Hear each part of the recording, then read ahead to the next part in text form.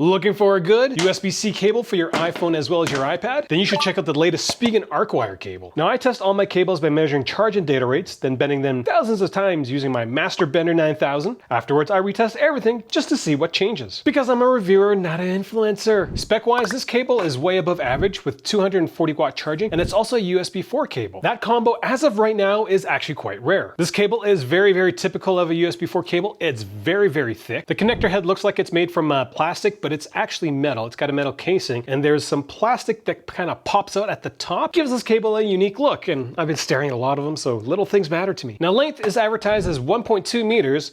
When I measured it, I only got 1.19 meters. Not the first time I've been lied to about length. When it came to charging performance, out of the 4 protocols I test for, it missed 100 watts every single time, but it hit 15 watt charging every single time, which is the max speed that your iPhone can take, and most cables don't actually hit that for whatever reason. Voltage drop was below average at 0.54 volts, and cable resistance was quite low at 0.12 ohms. And when it came to data transfer speeds, for large files, it was very average in terms of write, and reading was a little below average. By about 2 megabytes per second, not a big deal, but again, I'm a reviewer, not an influencer, I have to mention these things. In my mixed folder test for 1 gigabyte folders as well as 5 gigabyte folders, the speeds were just average across the board. And that's the one thing I noticed about USB-C 4 is that those speeds are pretty consistent between all the cables that say they're USB 4. Now, how about durability? Well, Spigen says I can bend this 10,000 times. Because I'm generous, I did 11,000 times with my Master Bender 9000, and the only thing that happened was this little bulge below the head of the cable. From afar, you probably couldn't tell which one was bent. It's the one with the green tape. The only other thing I'll notice is that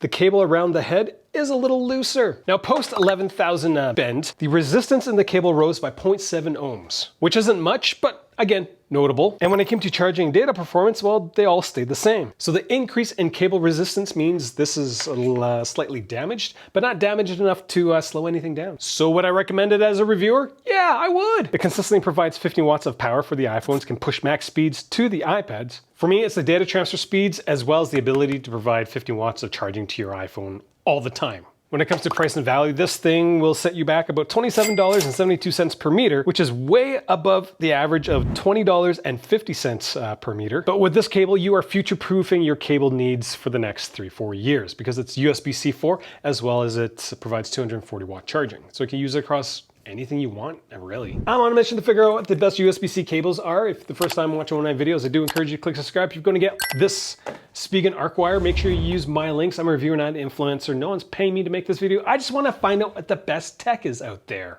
Thanks for watching.